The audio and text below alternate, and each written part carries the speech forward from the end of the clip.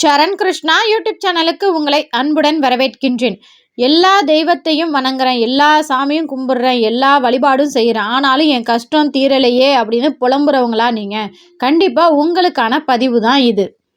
நம்ம சேனலில் உள்ள வீடியோவை ஃபஸ்ட் டைம் நீங்கள் பார்க்குறீங்க அப்படின்னா மறக்காமல் நம்ம சேனலை சப்ஸ்கிரைப் பண்ணி வச்சுக்கோங்க. நம்ம சேனலில் தொடர்ந்து குலதெய்வ பதிவுகள், ஆன்மீக தகவல்கள் வந்து கொண்டே இருக்கும். வாங்க வீடியோக்குள்ளே போகலாம். வீட்டிலலாம் முறையாக தாங்க சாமி கும்பிட்றேன். நிறையா பிரம்ம முகூர்த்த விளக்கு ஏற்றுறேன், நிறையா கோவிலுக்கு போகிறேன், வெற்றிலை தீபம் ஏற்றுறேன், குலதெய்வ வழிபாடு செய்கிறேன். என்ன செஞ்சாலும் எங்கள் வீட்டில் ஏதோ ஒரு கஷ்டம் இருந்துக்கிட்டு தாங்க இருக்குது. எங்கள் கஷ்டம் தீரவே தீராதா அப்படின்னு பலருமே புலம்புவாங்க. அதற்கு காரணம் என்ன அப்படின்னு பார்த்திங்கன்னா, அவர்களோட சொந்த ஜாதகத்தில் 5ஆம் இடமான பூர்வ புண்ணிய ஸ்தானம், அந்த ஸ்தானம் ரொம்பவே சிறப்பாக இருந்துச்சுன்னா ஒரு சிலரெல்லாம் நம்ம பார்த்தோன்னே சொல்லுவோம், அவனுக்கு என்னப்பா ராஜா வாழ்க்கை, கரெக்டான வயசில் கல்யாணம் நடந்துச்சு, குழந்தை பேர் பார்த்தான், இப்போ பிள்ளைங்கள நல்லா படிக்க வச்சான், சொந்த தொழில் இருக்குது, சொந்த வீடு இருக்குது, எல்லாமே அவனுக்கு சூப்பராக இருக்குது, அவன் ரொம்ப கொடுத்து வச்சவன்ப்பா அப்படின்னு சொல்லி நம்மளே ஒரு சிலரை பார்த்து இது போன்ற வார்த்தைகள் சொல்லுவோம்.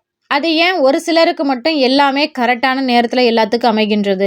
நம்ம எல்லாமே கரெக்டாக இருக்கணும் தானே நம்ம சாமியெல்லாம் கும்பிட்றோம். அப்புறம் ஏன் நமக்கு மட்டும் இது போல் நடக்க மாட்டுது அப்படின்னு பார்த்தீங்கன்னா, உங்கள் சொந்த ஜாதகத்தில் 5ஆம் இடம் தான் இது அனைத்திற்கும் காரணம்.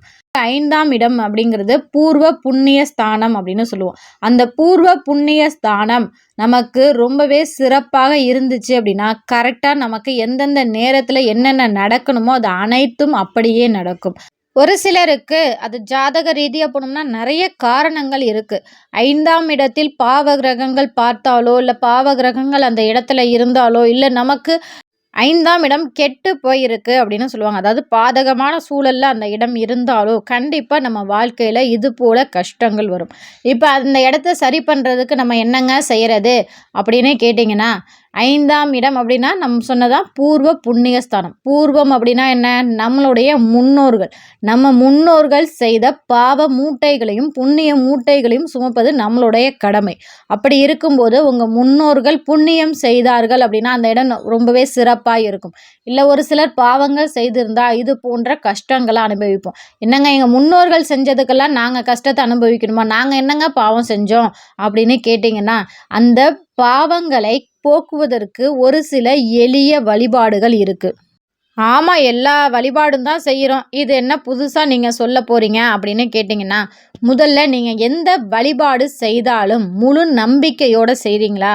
இப்போ உதாரணத்துக்கு சொல்லணும் அப்படின்னு பார்த்தீங்கன்னா, முதல்ல எந்த வழிபாடை நீங்கள் முழு நம்பிக்கையோடு செய்கிறீங்க? ஒரு சிலர் பார்த்திங்கன்னா குறிப்பிட்ட காலத்துக்கு ஒருக்க தெய்வ வழிபாட்டை மாற்றிக்கிட்டே இருப்பாங்க. ஒரு தெய்வத்தை நம்பினீங்கன்னா அந்த தெய்வத்தை மட்டுமே முழு நம்பிக்கையோடு வணங்கும் போது அந்த தெய்வம் நமக்கு கண்டிப்பாக அருள் பாலிக்கும். ஆனால் இவங்க சொன்னாங்களே, இவங்க இதை சாமி கும்பிட்டு நல்லா இருக்குன்னாங்க. முன்னாடியெல்லாம் வாராகி அம்மனை ரொம்ப வழிபாடு செஞ்சாங்க. இப்போ எத்தனை பேர் வாராகி அம்மனை வழிபாடு செய்கிறாங்க அப்படிங்கிறது எனக்கு தெரியல. இன்னும் ஒரு சிலர் இருக்காங்க, பஞ்சமியில் வாராகி வழிபாடு, செவ்வாய்க்கிழமை முருகன் வழிபாடு, திங்கக்கிழமை சிவன் வழிபாடு அப்படின்னு தொடர்ந்து வழிபாடு செஞ்சுக்கிட்டே இருப்பாங்க. இதெல்லாம் செய்கிறது தப்பாங்க அப்படின்னு கேட்டிங்கன்னா, கண்டிப்பாக தப்பு அப்படின்னு நான் சொல்லவே மாட்டேன். ஆனால் நம்ம ஒரு பலனை எதிர்பார்த்து அந்த தெய்வத்தை நோக்கி நிற்கக்கூடாது அப்படின்னு தான் சொல்லுவேன். எல்லாரும் அவங்க திங்கக்கிழமை விரதம் இருந்தாங்க, அதனால நானும் இருக்கிறேன், அப்போ தான் என்னோட வாழ்க்கை நல்லா இருக்கும், அடுத்தவங்கள பார்த்து நீங்கள் வழிபாடு செய்யாதீங்க. அவங்களுக்கு இத்தனை வாரம் விரதம் இருந்தாங்க, நல்லா இருக்கே, நம்மளும் இத்தனை வாரம் விரதம் இருந்தால் நமக்கு ஒன்றுமே ஆவலையே அப்படின்னு சொல்லி வருத்தப்படவும் கூடாது. அப்புறம் எங்களை என்ன தாங்க செய்ய சொல்கிறீங்க? நாங்கள் திக்கற்றவருக்கு தெய்வம் துணை அப்படிங்கிறப்ப நான் அந்த தெய்வத்தை தானே நம்புகிறேன். தெய்வத்தை நம்புங்க, ஒரே தெய்வத்தை முழு மனதோட முழு நம்பிக்கையோடு வணங்குங்க. உதாரணத்துக்கு என்னையே எடுத்துக்கோங்க, நம்ம சேனல் ஆரம்பித்து 2 வருஷம் ஆகுது. இந்த 2 வருஷம் முழுமையாக நான் பௌர்ணமி பூஜை செய்து வருகிறேன். இந்த பௌர்ணமி பூஜை செய்ய செய்ய என்னுடைய குடும்பம் மேன்மை அடைந்துக்கிட்டு தான் இருக்குது. என்னுடைய வீட்டில் பொருளாதார வளர்ச்சி அதிகமாகி கொண்டே தான் இருக்குது. அதே போல தான் உங்களுக்கு ஒவ்வொரு தெய்வத்தின் மேலே நம்பிக்கை இருக்கும். ஆனால் அத்தனை தெய்வத்தையும் வணங்குறதுக்கு முன்னாடி உங்கள் குலதெய்வத்தை முழு மனதோட முழு நம்பிக்கையோடு நீங்கள் வணங்க வேண்டும். குலதெய்வத்தின் அனுகிரகம் இருந்தால் மட்டும்தான் அடுத்த தெய்வத்தின் அனுகிரகம் உங்களுக்கு கிடைக்கும். நீங்கள் மற்ற இஷ்ட தெய்வத்தையும் தொடர்ந்து வழிபாடு செய்யுங்க. இப்போ ஒருத்தவங்க செவ்வாய்க்கிழமை விளக்கேற்ற சொன்னாங்க, வெற்றிலை தீபம் போட்டாங்க. ஒருத்தவங்க 5 வாரம் ஏற்றி கடன் அடைஞ்சிருச்சுன்னாங்க, நான் 7 வாரம் விளக்கேற்றுறேன், இன்னும் என் கடன் அடையலை அப்படின்னு சொல்லி கம்பேரிஷன் பண்ணாதீங்க. அவங்களுக்கு அது 5 வாரத்தில் அடையுதுன்னா அது அவங்களோட சுப பலன்கள். உங்களுக்கு 7 வாரம் ஆகியும் அடையலைன்னா முழுமையாக இன்னும் நம்புங்க. அப்பா முருகா நீ தான்ப்பா என்ன காப்பாற்றணும் அப்படின்னு சொல்லி முதல்ல உங்கள் குலதெய்வத்தை வேண்டிட்டு அடுத்து முருகனை வேண்டுங்க. இது போல் செய்யும்போது கண்டிப்பாக உங்கள் குலதெய்வத்தின் அருளாலும் முருகனின் அருளாலும் நீங்கள் எந்த நோக்கத்துடன் அந்த விளக்கு ஏற்றுறீங்களோ அந்த நோக்கம் நிறைவேறும். இப்போ 5ஆம் இடமான அந்த பூர்வ புண்ணிய ஸ்தானத்தை நம்ம எப்படி மேம்படுத்துறது அப்படின்னு பார்த்தீங்கன்னா, அதற்கு ஒரே கோவில் தான் இருக்குது. உங்கள் குலதெய்வ கோவில் தான். உங்கள் குலதெய்வ கோவிலில் போய் அந்த குலதெய்வத்தை மனதார முழு நம்பிக்கையோட வணங்குங்க. திக்கற்றவருக்கு தெய்வம் துணை, எனக்கு நீந்தாமா துணை அப்படின்னு சொல்லி முழு சரணாகதியை உங்கள் குலதெய்வத்திடம் ஒப்படைங்க. என்னுடைய வாழ்க்கையில் நடக்கிற அனைத்து நல்லது கெட்டதுக்கும் நீந்தாமா பொறுப்பு அப்படின்னு சொல்லி உங்கள் வாழ்க்கையை உங்கள் குலதெய்வத்திடம் ஒப்படைங்க. அந்த எல்லையில் உங்களால் முடிந்த அளவுக்கு தான தர்மங்கள் பண்ணுங்க. தானம் தர்மம் பண்ணுற அளவுக்கு நாங்கள் வசதி இருந்தால் நாங்கள் ஏங்க இப்படி இருக்கோம் அப்படின்னு சொன்னீங்கன்னா, உங்களால் முடிந்தது ஒரு பிடி அரிசியாவது உங்கள் குலதெய்வத்திற்கு கொடுங்க. இது போல் செய்யும்போது கண்டிப்பாக உங்கள் 5ஆம் இடத்தில் பாவங்கள் இருந்தால் அந்த பாவங்களை போக்கக்கூடிய ஒரே தெய்வம் உங்கள் குலதெய்வம் மட்டும்தான். அந்த தெய்வத்தை நீங்கள் முழுமையாக நம்பினால்தான் அந்த தெய்வத்தின் அனுகிரகத்தால் மட்டும்தான் அந்த 5ஆம் இடம் உங்களுக்கு பூர்வ புண்ணிய ஸ்தானமாக மாறும். அந்த புண்ணியங்கள் மாறினால் மட்டுமே உங்கள் வாழ்க்கை மாறும். குலதெய்வமே எங்களுக்கு தெரியாது, நாங்கள் என்னங்க பண்ணுறது? குலதெய்வம் தெரியாதவர்கள் முருகப்பெருமானை அல்லது காமாட்சி அம்மனை குலதெய்வமாக ஏற்று வணங்கலாம். உங்களுடைய சுய ஜாதகத்தை கொண்டு போய் அருகில் இருக்கிற ஜோசியர்கிட்ட கொண்டு போய் காமிச்சிங்களா, உங்களுக்கு ஆண் தெய்வம் குலதெய்வமா பெண் தெய்வம் குலதெய்வமா அப்படிங்கிறத சொல்லிடுவாங்க. அது எந்த திசையில் இருக்குங்கிறத கொண்டு சொல்லுவாங்க. அதை வச்சு கூட நீங்கள் உங்கள் குலதெய்வத்தை கண்டுபிடிக்கலாம். குலதெய்வ எல்லையில் தீபம் ஏற்றுங்க. உங்களால் முடிந்த தானங்களை ஒன்றுமே இல்லைன்னாலும் தண்ணீர் தானம் கொடுங்க. இப்போ வெயில் நேரத்தில் தான் உங்கள் குலதெய்வ கோயிலில் விசேஷம் அப்படிங்கிறப்ப உங்களால் முடிந்த ஒரு 2 லிட்டர் தண்ணி எடுத்துகிட்டு போய் அங்கே உள்ளவங்க தாகமாக இருக்கிறவங்களுக்கு தண்ணீர் கொடுங்க.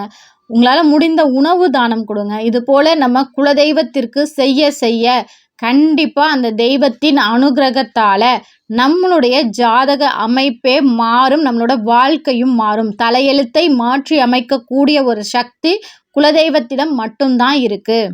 ஒரு சிலர் கேட்கலாம், நாங்கள் எவ்வளவோ பெரிய பெரிய கோவிலுக்கெல்லாம் போயிட்டு வந்தோங்க, அங்கெல்லாம் போய் எங்கள் தலையெழுத்து மாறாதது, இந்த சின்னோண்டு குலதெய்வ கோவிலுக்கு போனால் எங்கள் தலையெழுத்து மாறிடுமா அப்படின்னு கேட்டிங்கன்னா, குலதெய்வம் அப்படிங்கிறது உங்கள் பரம்பரை வரிசையில் வந்த குலதெய்வம்.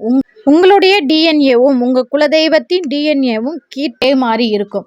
உங்கள் குடும்பத்தில் உள்ள மூதாதையர் தான் குலதெய்வமாக மாறி இருக்காங்க. நீங்கள் நல்லா தெரிஞ்சுக்கோங்க, உங்கள் அம்மா உங்களுக்கு நிறையா சாப்பாடு ஊட்டுவாங்களா, இல்லை அடுத்த வீட்டு அம்மா உங்களுக்கு சாப்பாடு ஊட்டுவாங்களா? நீங்களே சொல்லுங்கள்.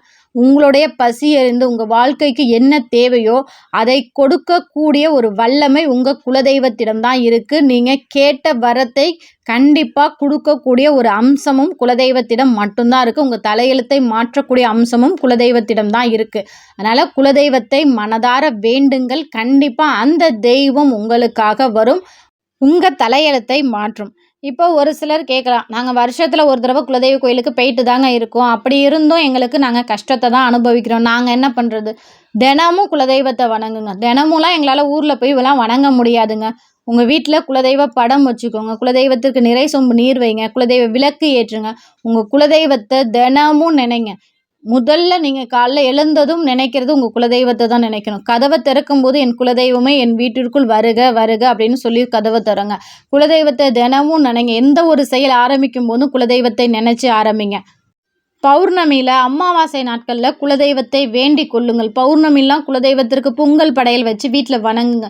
நான் 2 மாதமாக இந்த வழிபாடு செய்கிறேங்க, 3 மாதமாக வழிபாடு செய்கிறேன், எங்கள் வாழ்க்கையே மாறவே மாட்டுது அப்படிங்கிறத ஒருபோதும் விடாதீங்க. என் தெய்வம் எனக்காக வரும் அப்படின்னு முழு நம்பிக்கையோட மாதம் பௌர்ணமியில் குலதெய்வத்தை வழிபாடு செய்யுங்க. எப்போல்லாம் குலதெய்வ எல்லைக்கு போக முடியுதோ அப்போல்லாம் உங்கள் குலதெய்வ கோவிலுக்கு போங்க.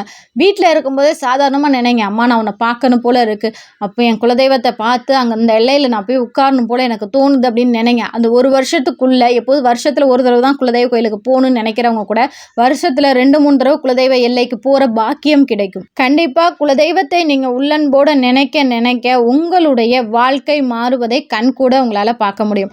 இந்த வீடியோ பார்க்குற உங்களுடைய குலதெய்வத்தின் பெயர் என்ன என்பதை எங்களோட கமெண்ட் செக்ஷனில் மறக்காமல் ஷேர் பண்ணிக்கோங்க. இந்த வீடியோ உங்களுக்கு பயனுள்ளதாக இருக்கும் என்ற நம்பிக்கையில் மற்றொரு வீடியோவில் சந்திக்கிறேன். இந்த வீடியோ உங்களுக்கு பிடிச்சிருந்தால் லைக் பண்ணுங்கள், ஷேர் பண்ணுங்கள், மறக்காமல் சப்ஸ்கிரைப் பண்ணுங்கள். சரண் கிருஷ்ணா யூடியூப் சேனல். நன்றி, வணக்கம்.